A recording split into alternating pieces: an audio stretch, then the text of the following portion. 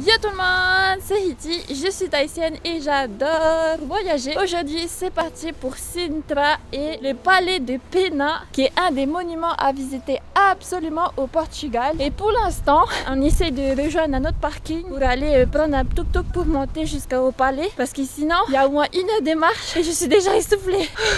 Du coup les gars là on est au tuk-tuk, la femme elle nous a sauvé la vie. Ouais. En fait, on était perdus, comme je vous ai dit, et là, en fait, on a retrouvé notre chemin grâce au tuk-tuk. En fait, on cherchait un tuk-tuk et on a trouvé. Enfin, elle nous a trouvé.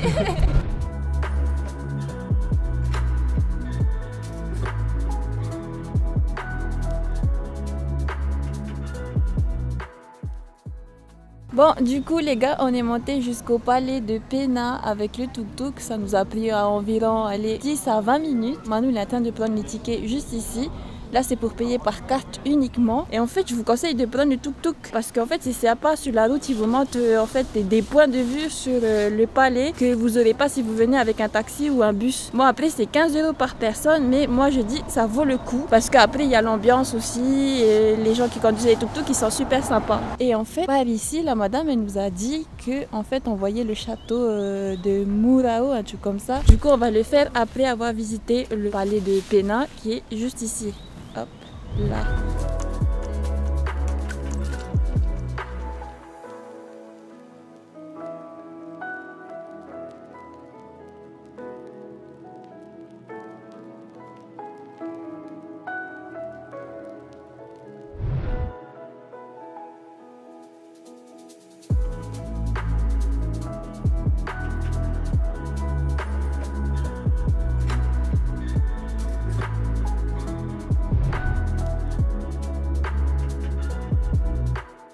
Les gars, là on a terminé la visite en fait du palais de Pena et c'était hyper top. Ça vaut 15 balles. Ouais, ça vaut 15 balles. Mais 15 balles chacun, du coup ça fait 30 € pour nous deux. Mais c'est vrai qu'il y a beaucoup de monde, mais après ça vaut la peine. En plus c'est historique pour le Portugal et donc moi je valide à 200%. Astuce voilà. de professionnel, au tout début de la visite, vous avez une fresque chronologique sur votre gauche à ne surtout pas rater, sinon vous n'allez pas comprendre le reste de l'histoire que vous allez voir dans le palais. Oui, parce qu'en fait dans le palais il y a une succession de salles où on dit à tel moment il y a eu Fernando II, à tel moment il y a eu Manuel II. En fait c'est des gens qui se sont succédés, qui ont habité dans le palais en fait. C'est les rois quoi. Ouais, bon du coup là on va aller au Castelo dos Muros. Du coup les gars on est arrivé au château dos Muros et en fait c'est une petite randonnée à l'intérieur. On va voir les murailles et normalement on devrait avoir une belle vue sur le palais de Pena. Allez c'est parti les gars, là on est carrément dans les murailles en fait du château.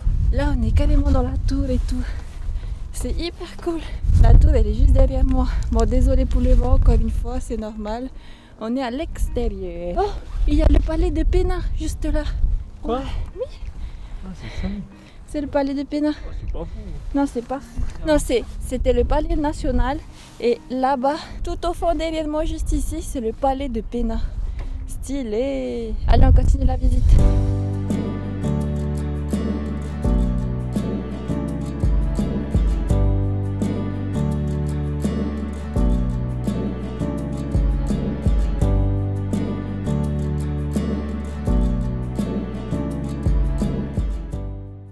Là, on est arrivé à la tour royale en fait du château dos Muros. Et en fait, c'est ici que le roi Ferdinand II, il regardait le palais de Pena qui est juste derrière moi. Et en fait, c'est l'une des plus belles vues sur le palais. Et c'est principalement pour ça que moi, je voulais venir ici. C'était pour voir justement cette vue sur le palais de Pena. Bon, par contre, les gars, ici, je vais pas vous mentir, ça grimpe énormément. Genre, il y a au moins, allez, 10 minutes de marche pour arriver jusqu'à cette tour royale, quoi. Et là, on va aller au château gothique. Du coup, les gars, ça y est, on a fini de visiter le château dos Muros et le palais de Pena. Ça vaut vraiment le coup. Alors, le billet par personne pour le palais de Pena, c'est 14 €. Et je crois que le billet pour le château de dos Muros, c'est 6,50 €. Du coup, je vous mettrai le prix juste ici. Et donc, en rentrant à notre parking, donc c'est le parking de Sao Pedro, on a vu une petite pâtisserie qui fait des pastels. C'est Nata Pura. Et du coup, ils font des pastels au chocolat, aux fruits rouges et au caramel beurre salé. Et apparemment, en fait, les pastels de cette pâtisserie, ils sont classés 2e meilleur pastel de tout le monde entier, à l'international. Du coup, ça, c'est chocolat. Hop. Oh my god, c'est pas chocolat. En fait, à l'intérieur, il y a du chocolat et il y a la crème qu'il y a dans les pastels. Franchement, les gars, c'est meilleur que les pastels de Belém. Deuxième pastel, fruits rouges. Comme quoi, heureusement qu'on s'était pas arrêté sur notre première impression. Les Ouais. premiers pastels qu'on a mangés. Les premiers pastels qu'on avait mangés, elles étaient pas ouf. Deuxième, moi j'ai adoré. Et celle-là, au level. Je crois que c'est le 3e, caramel beurre salé. Oh mon dieu, je déteste le caramel beurre salé à part sur les gaufres avec du Nutella. Mais là, les gars, les pastels, c'est trop bon. Mais dis-toi bien que même avec le caramel, c'est pas trop sucré. Le dernier, le pastel normal. Oh my god. Les meilleurs pastels de Sintra, même de Lisbonne. Les gars, n'allez plus à Pastéis de Belém, s'il vous plaît. Venez ici à Natapura, les gars. Natapura, c'est les meilleurs. Du coup, les gars, ça y est, on est arrivé à Quinta da Regaleira. En gros, c'est un autre truc à visiter ici à Sintra. Et en fait, l'entrée, elle est à 10 € par personne. Donc pour nous démaner, on a payé 20 €. Et en fait, on s'était dit qu'on aurait dû venir ici plutôt qu'à Dos Muros. Parce qu'en fait, c'est beaucoup plus joli. Ce qu'on nous a dit, c'était un palais avec une influence gothique. Et déjà là, à l'entrée, juste ici, on voit déjà l'influence gothique. Et les bâtiments sont hyper stylés. Par contre, on est obligé de porter le masque, ce qui n'était pas le cas à Dos Muros et à Pena. Ça, c'est un peu chiant.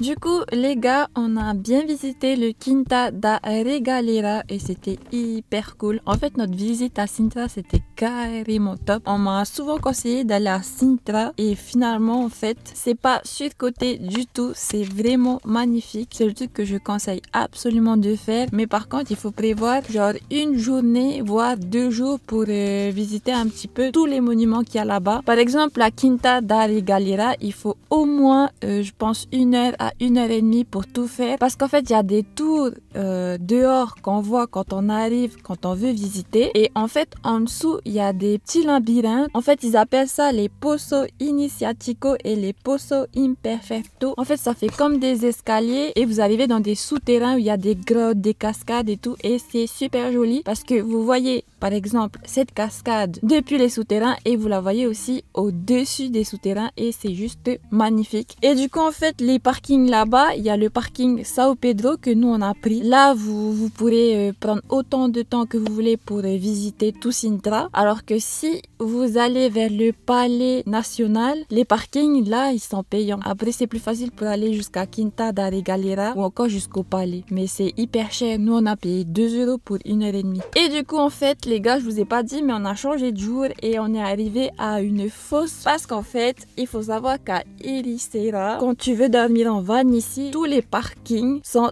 interdits pour dormir le soir. En gros, de 1h à 6h, tu peux pas rester au parking, il faut que tu t'en ailles. Mais ils ont quand même fait un parking un peu caché pour les vannes à côté d'une plage. C'est la fosse do Falsao. Et en fait, on est avec plein de camping-cars et plein d'autres vannes parce que c'est le seul endroit où on peut dormir à Ericeira. Et donc j'espère que cette vidéo vous a plu. Si c'est le cas, n'hésitez pas à laisser un gros pouce bleu comme d'habitude, à vous abonner juste en dessous, et en attendant, je vous fais des bisous.